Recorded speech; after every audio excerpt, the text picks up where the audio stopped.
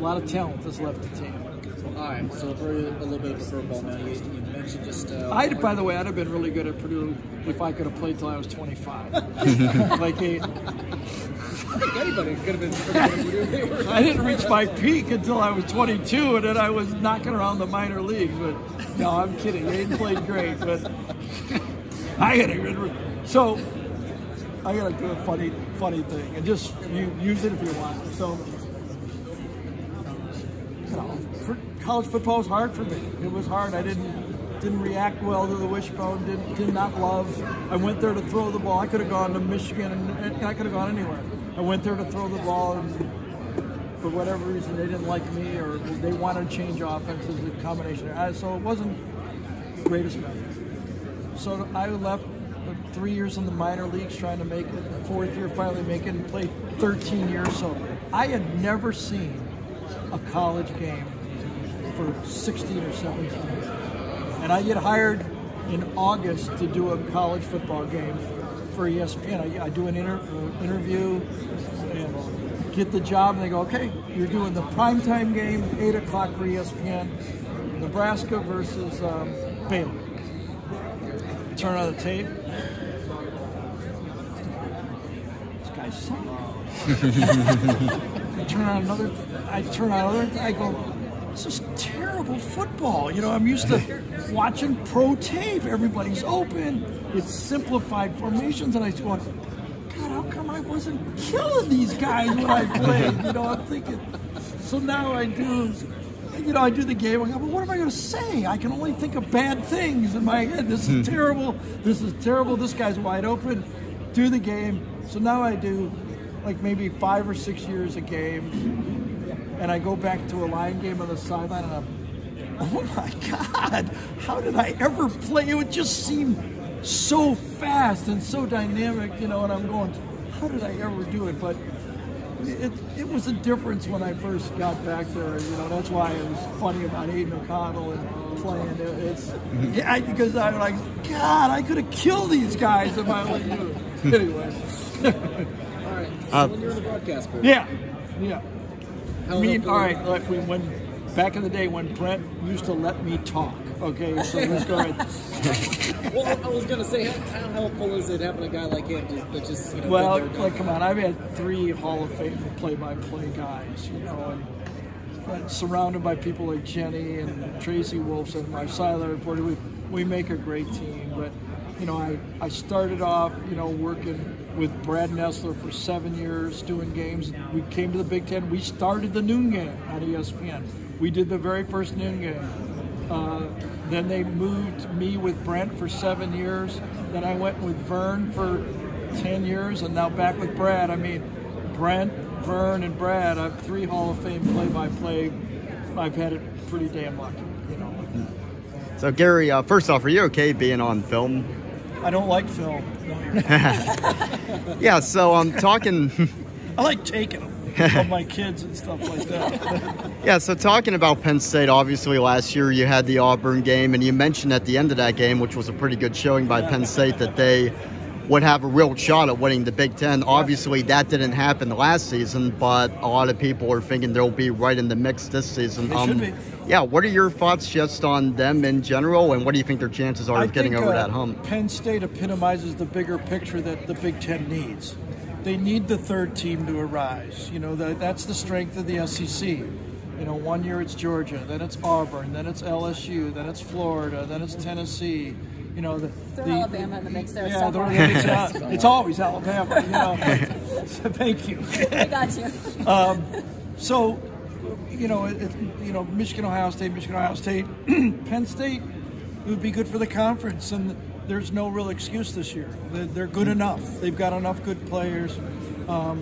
They've got a schedule that, you know, it is what it is, and in any league, you got to win the big games, and they need to win a couple big games. Who are some of the guys that have really stood out for you on the Penn State roster? Well, Singleton, their running back. Yeah. I mean, God, you know, how can you not? Stud. I mean, Drew, the quarterback. I mean, tackle, what the hell is his name? Left tackle. It's just, I mean, they're loaded. I mean, they've got elite defensive linebackers like they always have. I mean, They're a good team. When's the last time you've been to Beaver Stadium? Have you ever been to a whiteout game at Beaver Stadium? I don't remember. It was probably an Ohio State, Penn State game though, towards the end of my career, because we were doing those games. They both were very good at that time. Yeah. They were all close games, most all of them, and it's pretty fun. Obviously, things have changed. A lot has changed since I've been there. Yeah, so at this point, most of what we've seen from Drew Aller has been high school highlights. Obviously, backing up just from what he did in high school. He hasn't been a college starting quarterback yet, backing up Sean Clifford last year. But what are just your thoughts on him, and from what you've been able to see as a former quarterback yourself, what are just some things that he has, and what do you feel the ceiling is for him? So he has the pedgree, and he actually did well when he had to go in games when it wasn't mop-up time as well. He was put in some really high-pressurized games, and he came through. And I've been in that position as a backup, and I've been in that position as a starter, where you can feel that guy breathing behind you, or as a backup, you can go every practice. You're letting the coaches know I'm better than that guy. Anytime you want to put me in, I can handle it. So, but being a part-time quarterback and a starter is a big difference. And a lot of it is just being able to handle what I'm doing right here. You have to not only play, but you got to do the fifth quarter. You got to answer the questions properly. You have to take the blame even when it isn't your fault. You have to take the criticism that goes with every loss, and if you can't handle that outside noise, then it starts to affect your game. And I'll give you a great example. Jalen Hurts at Alabama. We all knew he was a really good player, but he could feel Tua's greatness. The receivers they were all NFL receivers. They wanted the ball. Jalen started to get self-conscious. He lost his stroke. Mentally, he just lost it, and he was really struggling. Nick stuck with him as long as he could. He did not play well in the semifinal game. Did not play well against Auburn the final game. He stuck with him. Then he had to make, a tough call, pulling the SEC Player of the Year out of a game. But Jalen went back to work, and he's learned how to handle what it takes to be a quarterback, and that's true. What has to go. But I was the same way when I played. It bothered me when I was a kid. I was, the kids I played with in high school, I grew up with them. I was comfortable. I wasn't comfortable. So he's got to get comfortable handling you guys. Yep. And this. It's hard. It's hard. It's hard. Yeah, going to better for the conference pass. Big Ten, I guess. How long has it been since you've done? 17 years. What are your thoughts on just doing Ohio State games, Michigan, doing all that? I've said it a few times, but I appreciate you joining us. Most of all, kind of I feel an honor. This is my 34th year, and I know the importance that CBS has put to this package, and for them to allow me to extend my contract, which I have, to do the first full year in 2024. Means a lot. You can wash out of this TV job really quickly, and we've seen it happen to a lot of big name people. So my work, I guess, has been appreciated, and handing the mic is like handing the football to a quarterback. The coach gives it to you and says, listen, this is our football, don't lose it when you're out there. Excuse me. Was the West Virginia game in '98 the last high school game you've done? No. I was there till 2005. Yeah, we did Big Ten. I did the 2002 Michigan-Ohio State game when Maurice Claret was there. I did Penn State, Ohio State, all the way. When you're doing the Big Ten package, we did all those games. Yeah. I was working with Brent Musburger. What's your take on Ohio State Michigan this year? Michigan's considered the favorite? Play at home. They've got a lot of returning players. Got a really dynamic quarterback. Ohio State probably is more talented overall, but their quarterback position is, I think, a question mark. And they right off the bat, we'll see how it goes. Talented guys. Everybody's got at this level. Everybody's talented. I've been asked to talk to a number of college teams, and I have a little pet thing I do, and I always go, first of all, freshmen stand up, and they all stand up, and I go, you guys just need to shut up. We all were good in high school, okay? I said, so just, and all the other guys cheer, you know, like that. Yeah. And I go, just shut up. And I said, but don't back down. Shut up, but don't back down. Sophomores stand up, and I have a message for them. Seniors, and then I make the coaches stand up, and I go, these guys' futures are in your hands, man. Give them a good game plan. Put together a good recruiting class. You know, treat the second and third stringer with pride. They're somebody's son, you know. So it's college football is unique, and it's fun doing and being a part of it, and being handed the ball, handed the mic is very proud of it. Gary, continue with the Ohio State line. What's your take with Marvin Harrison Jr., this wide receiver? Well, we do know that in any other sport he would have been a pro 2 years ago. Enough said, right? I mean, that's what makes college football unique, in that you really have professional players playing against sometimes high school players or players in the development. They're complete mismatches. In no other sport do you have as big a mismatch of talent as that you have in college football, where you have, like Alabama had 4 NFL receivers on the field. I mean, it wasn't like usually you put a game plan together where you want to match up your second receiver against their second or third corner. It didn't matter. Their best corner couldn't cover the 4th receiver. That's because they're not allowed to go pro. If I was in charge, I would, NIL is fine, but I would balance it with, you're allowed to go pro anytime you want to go pro. I think it's antiquated the way it is. So you think he's been that good? He should have been. Yeah, he was that.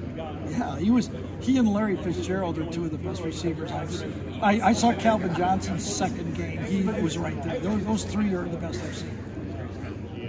Let me ask you, this with Illinois, do you think that they can make incremental improvement, or are they just kind of... Yeah, Brett's got his formula. He's using his Iowa formula that he learned from Hayden Fry, his Wisconsin formula, the same thing he did at Kansas State, build a sound defense, recruit to, not losing games first and then figuring out how to win them second. But yeah, he's a really good coach. He came really close at Arkansas of making that work. I mean, 3, 4, 5 games they could have won that he had Arkansas really close to being a power again. What do you think of the quarterback situation? I don't know that much, to be honest. I hate people that answer questions because I just read about it. I mean,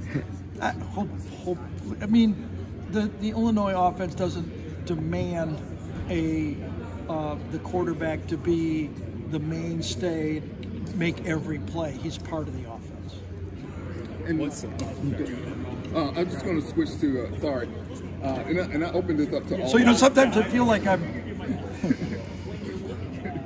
Jen, can I say this? Of course not, but I'm going to.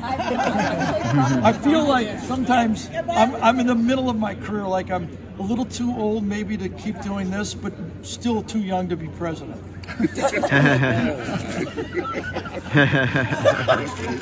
football questions? Yeah, so to say, I'm opening this up to all of you, and don't thank me yet because this is about Northwestern. So I want to know what you all think all the regulations are going to do to this program in the long term. I know, I'm really nervous about that. There was a time when Northwestern went through a 10-year period when it was really, really bad, and hopefully that doesn't happen again. What Randy started and Pat, finished up here, they're relevant. They played good football. They don't win all the time. Nobody does, but, that's not the most important factor about this. But if you're just asking me about football, this could be, tough for the program. What stands out to you about Iowa? What do they got? 16, 17 players back. They've got a system. I do think they're going to nudge their offense just a bit. They don't play. I think they don't play Michigan, Ohio State this year. They've got Purdue's schedule from a year ago. They've got the same amount of returning players. I've seen Wisconsin. I've seen Northwestern. This is the last year of 2 divisions. This is their opportunity, I think. So speaking, Penn State plays Iowa September 23rd in the whiteout. I'm pretty sure you guys had that game if I have the schedule right. This could be for anybody. What is Jenny supposed to wear? Contrasting or white? What do you think? Allowed to wear white. No, I don't know about that. It might be an issue. Yeah. But yes. Old gold and white, something like that. Yeah, so obviously you all know what the theme is for that game. So what are you looking forward to, any of you, about being in the whiteout? What do you mean? What's the theme? What do you mean? The theme of the game or the theme? They're all the whiteout. Yeah, that's the. They've lost games with the whiteout, and they've won games with the whiteout. I don't. It's going to be one of the best atmospheres in college. Oh, is that what you're talking about? Yeah. Thank you. Theme of the game is going to be great, right? We're excited to go into that type of environment and experience that. I know for me personally, it'll be my first time at a whiteout game, and just watching it on TV all these years, it's going to be, pretty special to be a part of it. It's just a game. I honest to God, that's what I've been taught. That's the games are. It's the next game. No matter what happened. But for Penn State, all of their games are big. It's going to be a disappointing season if they don't contend for the Big Ten championship again in the playoffs. That's my opinion. Especially after the Rose Bowl win last year. That's right. Well, just everything about them.